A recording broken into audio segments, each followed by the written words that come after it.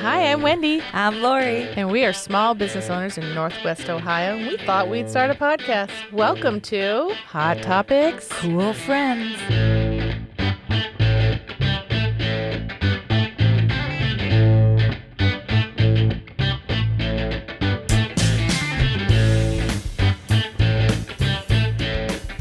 Well, hello everybody. Today we have Ramona Collins with us. We are so excited to have her. Actually, let me back it up a bit because I think it's now Dr. Ramona Collins, right? I was given an honorary doctorate in music from the University of Toledo. How did that happen? What? Have no idea. Were you so totally surprised by it? I was because, you just go through life doing what you do. And apparently people saw something that I wasn't aware of even. And to their way of thinking, they felt I deserved it, and I'm not mad at them. That's cool. I'm not mad. I think it was very cool. It was very cool. Yeah, it was very unexpected. It's a high honor, and I appreciate it, and I'm very proud to have it. Yeah. But Ramona, for the listeners who don't know, like, who you are and what you do, why don't you? My name is Ramona Collins. I have been a singer, oh my goodness, since 1968. I was born in Toledo, Ohio in 1948. And my mom was a musician. She played piano and sang. And she's probably one of the first piano players to play for Jon Hendricks. And I remember growing up how much music was a part of everything. And when I went to school and I was in Glee Club and I did this and I was in that and that, whatever, but I was always very shy. So the goal was to get me over my shyness. And I don't know, that happened maybe really in the 60s after I graduated from high school and stuff. I graduated in 66. And I was singing, because we always had music in the house, My mom played in church on Sunday morning. She'd take her shoes off and play the organ, In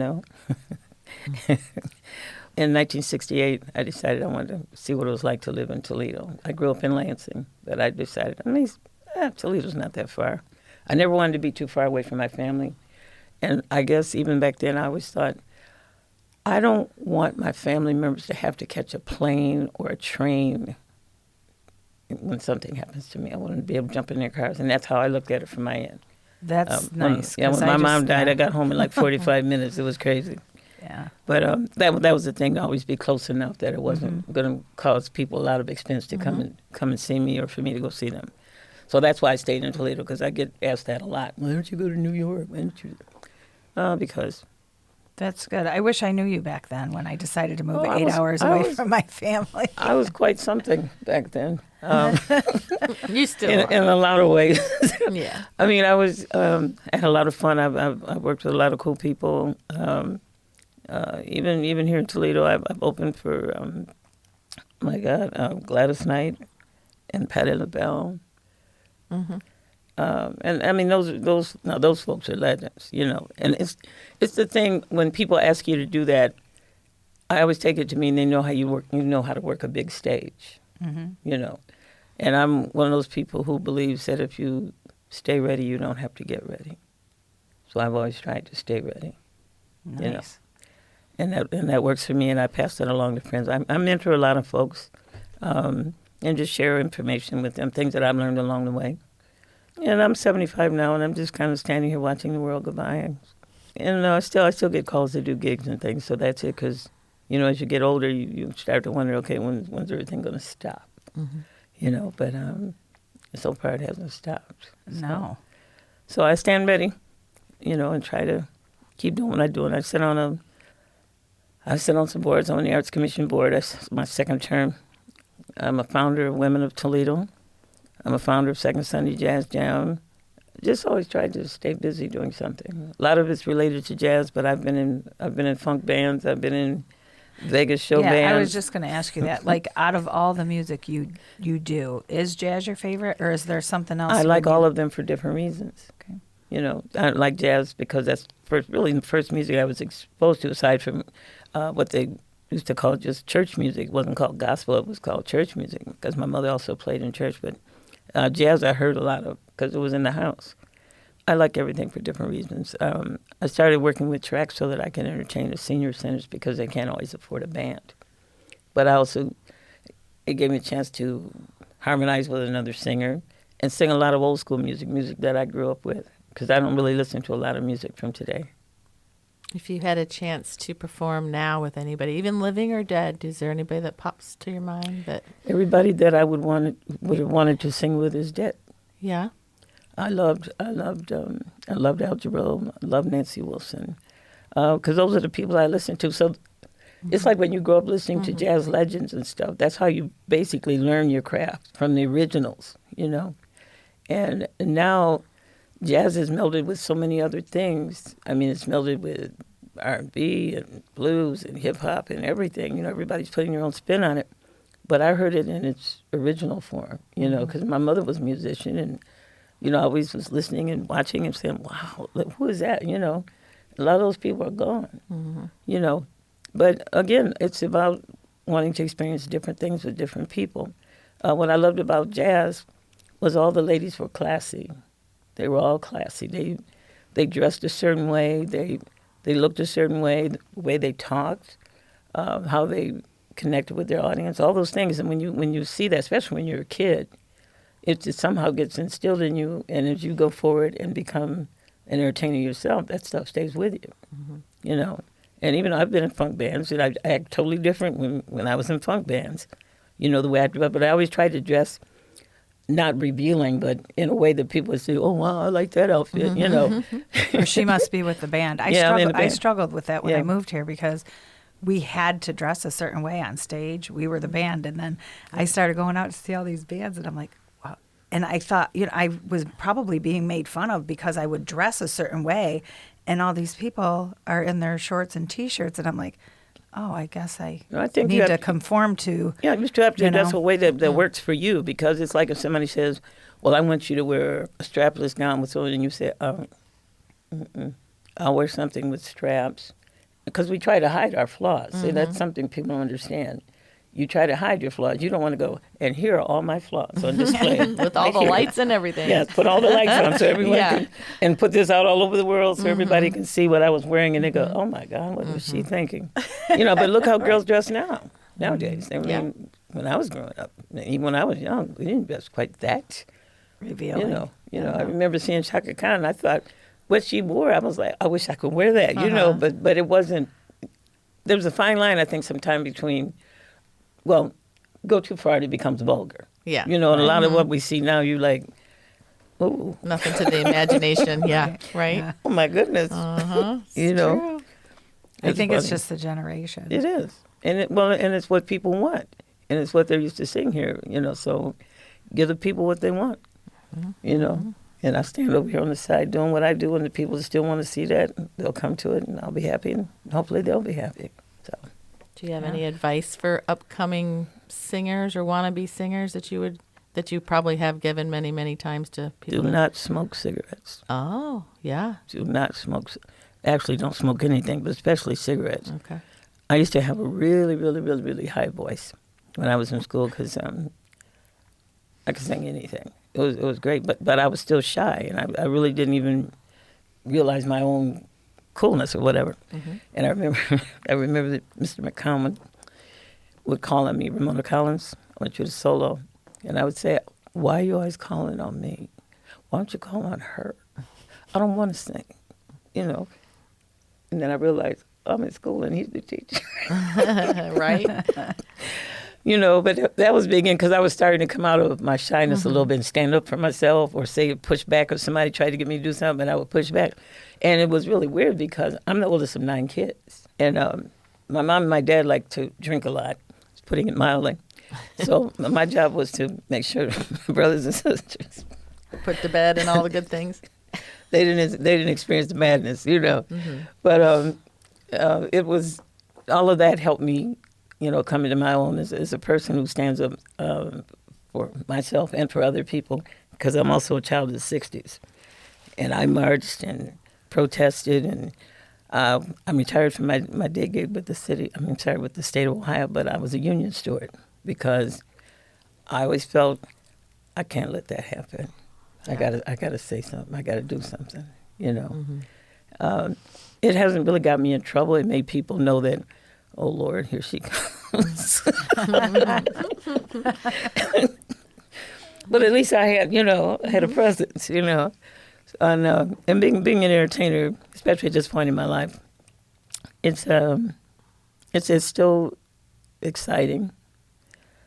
It gets harder because things keep changing in the world, and I think about it. Okay, my audience, I've got a lot of fans in all the groups, color-wise, age-wise, all that. But things keep changing and changing and changing, and you often wonder, it's like, when will it stop? Mm-hmm. When I'm 80? When I'm 85? When will it stop?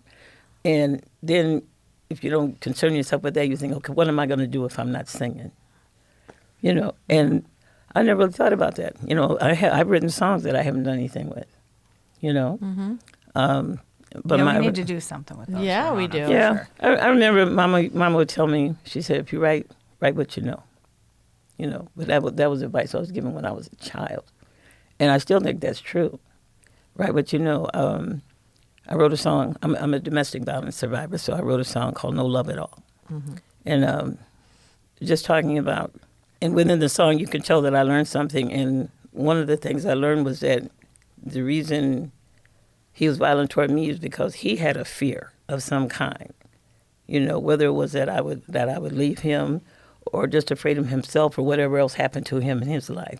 It didn't even really have anything to do with me, but I was the victim. So mm-hmm. And that's what's in the lyrics of the song. I belong to a group.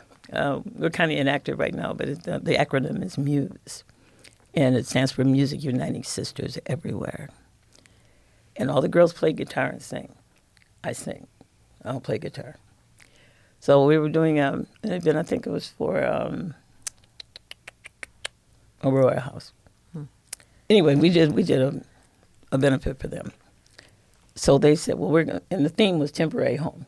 So they said, we're going to do something by Carrie Underwood, because she has a song called Temporary Home. So they're all practicing, playing and singing Temporary Home, and I'm just looking at them like, wow. Okay, listen, what I'm going to do, I'm going to write a song called Temporary Home. And I did. And that was the first time I wrote it. And it's absolutely beautiful. You've heard it? She sang it to me. She did? Well, yes, it was. At the end of the song, everybody was crying. Yeah. Because it was, sitting here, my child here, and me, thinking about the way things used to be. I'm so glad that we are not alone as we sit here in our temporary home. Day after day, the sun shines more. Hope we get the best of what we had before. And I just pray it won't take too long, sitting here in our temporary home. And the bridge is like, we won't ever stop praying, don't care what folks are saying. Soon we'll be out here on our own. We appreciate the kindness, never knew that we would find this. With love and peace in this place we have known. I know now we're all and for you listeners, it is already copyrighted, so don't try and take it. Okay. but stuff like that, and I don't read music anymore. I used to when I was in school. We had to read it and sing it to Mr. McConnell. But I got out and started being in funk bands and all that, and all this stuff went out the window. But that's why somebody asked me, how can you write stuff if you don't read music? And I said, a lot of people write stuff and don't read music. You just feel it. Whatever's in your heart, sometimes it just has a way of seeming, to come out. So, and that's what I do. And that song, Temporary Home, is a temporary home. I'm sitting here getting older as we sit here. Well, you do a lot. I mean, I don't know how you remember all the things. I don't. That's the problem. And Choices was another one that I did. Okay. There's a video online under that. If you type in Ramona Collins Choices, it comes up. Okay. That's on your website as well, isn't it? Yeah. Which all I mean. What is the website? Yeah. RamonaCollins.com. Well, that's easy. All I do there. That's the only thing I maintain on it right now is my calendar, because that's what I must maintain. It's on my phone, but I also do it there. Yeah, because you have a lot. I mean, you donate your time, as I know, because you're the first one I always ask, and thank you for always saying yes. And well, I think everybody. I encourage other people to do that. And it's not always about the money. It's about how people feel about you and the things you do for other people. And some folks get it, some don't. But like you guys. I mean, I always have a good time with you. You know, I think the Hippie Fest the That other was week, fun. that was a lot of fun. Yes, that was a good time. That was a lot of fun. Everybody was so happy you were there. We had a lot of different choices of music that It was night. fun. It was a lot of fun. So out of all your 9 kids, did anybody follow in your footsteps? 2 of my sons did. They were in a group called Laid Back, Ladebac, and they were amazing. They were amazing. People still ask me about their album, and I'm like, because they did it back in 2001. They had gotten to a point where they were going to be doing a big show, and I was at the rehearsal they had the night before, and the folks that were they had dancers, and the rest of the musicians were coming up. Some of the same people that played for Luther Vandross and stuff. So it was a big deal. Mm-hmm. After their rehearsal, there were 2 sets of brothers, my 2 boys, and a set of brothers. They're twins, Myron and Marwin. And Myron was sitting in his car up on Central in Detroit, and that's when they had phone booths outside.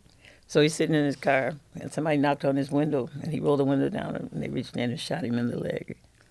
And he crawled across the street, and somebody came to his aid and stuff. So it took him, and it was the same leg that he had hurt when he was in a car accident before, so that didn't go well. Mm-hmm. So that was pretty much the end of things. You know, they tried to, regroup and everything, but it was good. And it was funny because if people perceive that as haters, who would do that, though, to stop? Are you that jealous? Who did it? What? I don't know. Yeah. I don't know. People that do that don't say, "Oh, here's my card." Yeah. Ramona. Call me later. Oh, that's terrible. Oh my gosh. Yeah, it was. Yeah. But show business is not. It's different now. I mean, look at all the stories we hear about people that we had admired because we thought they were so great in the things they were doing for other people. Now some of that appears not to be true. Yeah, But a lot of things have changed. I think in Toledo, the music scene when I first came here, because I used to come on the weekends, and then I moved here, and Dorr Street was teeming with activity. It was basically the hub of the black business community and music. Mm-hmm. It was just ridiculous because I had never seen cars parking double parked and triple parked on the street, And I remember I had a cousin of mine who was a police officer, and he said, "Moni, nice girls do not go up on Dorr Street." Ah, darn it. I couldn't wait to go up there. I was going to say, I could relate. I wanted to see why. Yeah. Don't just tell me that. What's the story, And I went up there, and it was just so much activity. I saw things I'd never seen. I'd never seen gay guys in dress and drag and all that. I've never seen that. Mm-hmm. And it was funny because my mother's biggest fan base at home in Lansing was the gay community. They treated my mother like a queen, so I never had any problems with gay folks. I always thought, because that was my exposure to them, the way they treated my mother, So when I came here, and the Twilight Zone used to be where Chevy's is now, that used to be the Twilight Zone. And I used to try to get guys, come on and go with me to the Twilight Zone. I'm not going to the Twilight Zone. It was just, because I'd never seen all this stuff before. I remember when I used to come here on the weekends, and the bus station used to have a bar in it. Some people don't remember that, but I do. And there were a lot of clubs and stuff, And I remember once I came to Toledo's home. I said I came home, and this guy grabbed my bag, and we're fighting over my bag. And I'm like, "What are you doing? What are you doing?" He said, "I'm a cab driver." I said, "No, you're not, because cab drivers drive a cab."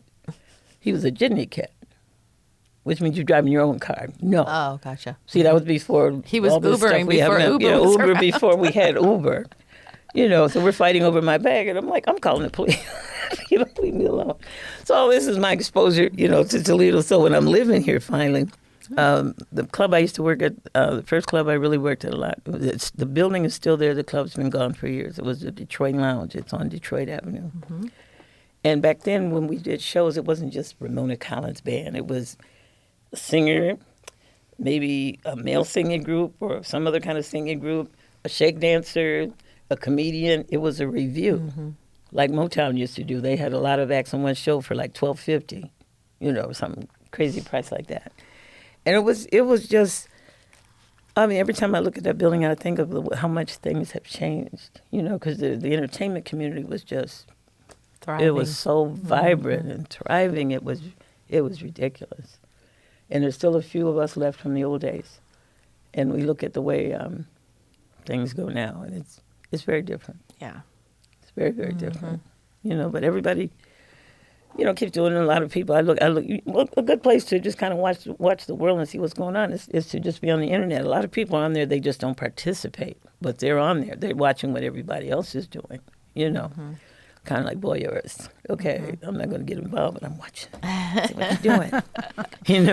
They don't comment or anything. They're just, because I've had people comment on stuff. I said, I didn't know you were on Facebook. Oh, I know what you mean. Yeah, I don't really We talk. don't think anybody watches us at all. And then they're like, we're at a funeral home. And you they're like, actually. are you that hip to the groove girl? And we're like, You must be one of 4 people paying attention. Yeah. That's hilarious. Yes. That's funny. Well, I often thought, I think it would be very cool, and I know Lori and I have talked about this before, to have some sort of throwback concert with old school bands, yourself, whoever, And then the new kids. And the new kids playing the, Saved by Millions and Remote, kind of. Because kind of old school, inspired? new school. Yeah. Yeah, like playing who inspired who. And actually, charge a good ticket price, not $400, and don't even get me started on the ticket price. That would be fun. That's why I like the music I grew up in, because a lot of that music's still around. That shows you it's got legs. Because a lot of stuff we're listening to today won't be around 50 years from now. You remember What's Going On was written, 52 years ago? Yeah. And half we still of us sing it. don't even know what's on today and what was written today. Because I don't listen. Yeah, we're all doing the oldies. Yeah, unless somebody does a remake of somebody's tune, and then you go, oh, okay, but it's different. All the genres. I think it's different. I still like jazz. I always will like jazz, but I love to sing harmonies. I used to stand on the street corner with the guys. I was always the only girl, because I was a bit of a tomboy, and sing until the streetlights came on, because we had to be in the house when the streetlights came on. And if you forgot, the neighbors would say, Ramona, your mama, you're supposed to. I'm like, I always went, why don't y'all mind your own business? Oh, it would. I'm telling you, it was back in the day, and I miss it now, because, see, back then, you felt like, why are these people so nosy? Why don't they leave me alone? But now you miss that, because you remember the old days where people, it wasn't they were being nosy, they were actually taking care of each other. Because my mother had rules about where you could go and what you could do. And if I ever tried, like, to walk down the street that I wasn't supposed to be on, and one of my mother's friends would come out with her arms folded, Mona, your mama know you over here? I love it. No. Where'd you going out to call my mama? She on her way home. I just saw her. I told her, you ain't supposed to be over here. Jesus Christ, people. But I miss that, because now it's like almost people are afraid to say something, or they won't interfere, and sometimes a lot of trouble might be avoided if people did say something. That's right. Mm-hmm. But it's a different world. It is a different world. It's a different world. So it's my turn to ask you ladies some questions. Oh, boy. What are y'all doing in terms of your podcast? How long have you been doing it? Oh, this is our, Chris. We were trying to talk about this in the car. We've aired 8. We've aired 8. See, I didn't know you had a podcast until like yesterday. I know. Well, we got to work on promoting that better, I guess. I was going to say, you're throwing us under the bus here. No, I'm not. I'm just basically, to everyone listening to this podcast, I want you to know this is hard to do. It really is. So I just wondered how you came to how it happened. Think about it, doing it. Well, hold on. I'm gonna just. No, don't fight, girls. No, just take turns. I'll let Wendy really answer the question, okay. Because Wendy always gets us into something. And go ahead, ladies. I just kind of follow along. Mm-hmm. Well, that's worked for you Wendy's guys. Wendy's like, very we're well. going to do this. And I'm like, okay. And So yeah, I mean, briefly, basically, people keep coming in when they watch our lives and like, you guys should have a podcast. You should have a live podcast. And we're like, well, we don't know what we're doing. We tried it once, and had some friends helping, and we just didn't. I don't know. Anyway. So Voices Around Us was on WGTE, and I caught the where you can submit your ideas, and I submitted it, and Chris called and like, we hit it off, and he's like, this sounds great. Let's do it. Let's do a podcast about small businesses. And we wanted to interview musicians that we loved and became friends with each time. And that was basically it. And it's just turning out great. It's great. Yeah. So see, I just got a phone call from Wendy. Lori, this is what Lori, we're doing. Get ready. This is what we're doing. We're Put doing your this. shoes on. It's She's like gotten that. me into so much, but it's all been a lot of fun, you know, because people ask me, oh, so you're doing, I'm like, oh, ask Wendy. Wendy got us. Wendy, it's cool. Wendy. I think it's cool. I told you about one. I don't think you should mind me sharing it with because I'm not telling you who it is. But I was talking with someone. We were just throwing ideas around and stuff like you do. And I said, because I'm always about groups understanding each other, and I think sometimes, especially with women, Toledo is different because there's so many things that are helping women to ascend, And I thought, why don't you do? Because she was talking about a podcast. I said, why don't you do something like, say, generational perspectives? Because that pretty much tells you what the content will be. I said, but you have someone in their 30s, 40s, 50s, 60s, 70s, one person from each of those groups, and have some subject matter. And just talk about what do you think about this issue or that issue, whatever, and see how much things have changed, because sometimes things don't change, especially for us older folks, because we remember when things were different than they are now. So it can be a very interesting conversation, and it's just our perspective, the perspective of women from different generations. Yeah, when you mentioned that to me the other day, I'm like, I thought it's a great idea. Yeah. Great idea. We could have, all four women be musicians, then they're in their 20s, 30s, 40s. I mean, that's a great idea. Yeah, I mean, there's different ways you can do it, but it's about having folks from different areas in life instead of having everybody from the same group. Because we all tend to we all experience the same things. I think, we tend to yeah. That'd be real therapeutic, too. Like, because, everyone sitting here, didn't you? I don't know. Yeah. Had to be in when the street lights went on. I actually, when she said that, I'm like, I used to remember, and I didn't want to say it out loud, but I used to try to knock them out with a rock. And say that they were. Yeah, I'm like, it didn't work. It didn't come on. I did. But you say that to the kids nowadays, and they're like, what street lights? Oh, there's street lights? Street light. Right. Well, there's a lot of things they would say. I used to at one point, and this is not stereotypical, so everybody listening don't trip. We used to, at one point, we lived down by the railroad tracks. I loved it because I would run those boxcars. I did not have shorts or pants until I was 13 because I had to wear dresses. So imagine me swinging out into the river. In a dress. In a dress. Imagine me running boxcars in a dress and jumping. When you get to the end, you got to jump. But the thick, don't look down. Just keep. So when new people would move into the neighborhood, especially boys, we girls would show them how to run boxcars. And they all thought, something wrong with these girls. Oh, my God. They're doing stuff that boys are supposed to be doing. I know. But it was just... it was such a different time, and everybody stuck together back then. I remember, as I got into high school and stuff, boys from different towns, because I was in Lansing, so Jackson and Albion and Flint, and all these places around us. And if the guys had disagreements, they would fight hand to hand. Wasn't no guns and all, knives on. They would fight, stomp each other, and be friends the next day. Yep. They lived to tell the story another day. That's why it's so different to see now. Nobody, man. No. It takes to social media. I didn't even hear the word gun when I was a kid, And there's just so much that's different, and that's kind of the idea of the podcast. So we're going to do. What do you think about this? What do you think about that? And everybody's got a different perspective on it. We'd love to be on it. So Ramona, we have a question that we ask all of our my goodness. friends. Pray tell, what is it? So what makes you our cool friend? First of all, the fact that I think we might have admired each other from afar before we actually came to talk to each other. Because sometimes because how do you know? And you see somebody go, I wonder, oh wow. And then when I started to find out things about you guys and how cool you guys, and what I really liked about you was the way you dressed. And why are you? Because you are a cool friend because you just are. She's so cool. We were out one night and a woman walked in the bar. And I am not, because it's a podcast, I'm not going to be able to really imitate it because I'll blow the speakers. But she's like, is that Ramona Collins? Is that Ramona Collins? Is is it? And I looked at Ramona. I'm like, Ramona, do you know that girl? And she's like, no. Well, this woman came up to Ramona, jumping up and down, very, very high, very fast, wanting to meet Ramona. And it was just so cool to see. And another one of our vocalist friends were there, and she was like, well, I think she was drunk because why didn't she say anything to me?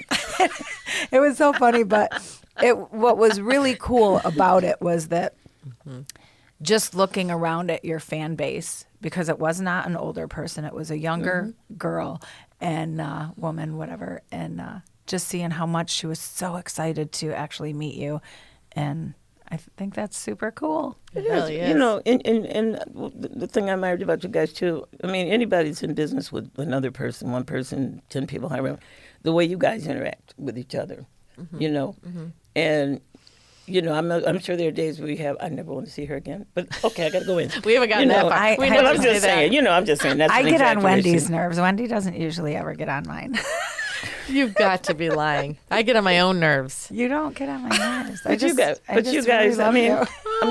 looking at what you're doing with Hip to the Groove and stuff, and how cool that is. That whole vibe of the place and the people that come in there. And it was really on display. Like when you have, First Friday in Sylvania, and people come in, and then some of them come in knowing what exactly they're looking for. They heard you've got that kind of stuff, when they come in, and then you're doing so much stuff in the community. And any women that are in business, especially if they're partners, I always admire that, because some people think that women can't get along, and we can. Yeah, and business can be tough for anybody, but you're right. You're right. But you guys have proven that that's not always the case, and I just admire you just for being cool, caring about other people, and caring about me.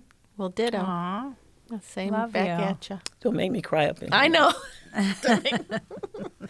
Well, thank you so much. Will you come back? Nope. Nope. Oh, never again. We want to be on your podcast. I have prior commitments. You probably do. Yes, I know. I'm going to start. I know. I have a few of your dates are just written down for me. Well, thank you guys for asking me to do this. This is very nice. This is a wonderful venue, and the idea that people are doing this more and more, and people are being able to share ideas and thoughts and things like that. And I think that's cool, and that should continue. So I agree. Thank you for thinking of me. Thank you for having me. Being here. Thank you. We're off to the bar. Let's go.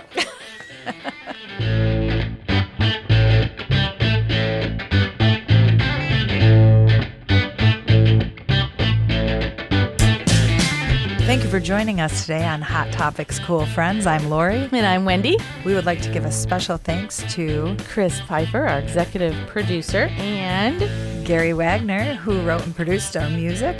If you guys have any questions or comments and you want to listen to more of these wonderful episodes, head on over to wgte.org/coolfriends or anywhere you stream your podcast. And remember To thank your local business owner and go out and hear a local musician.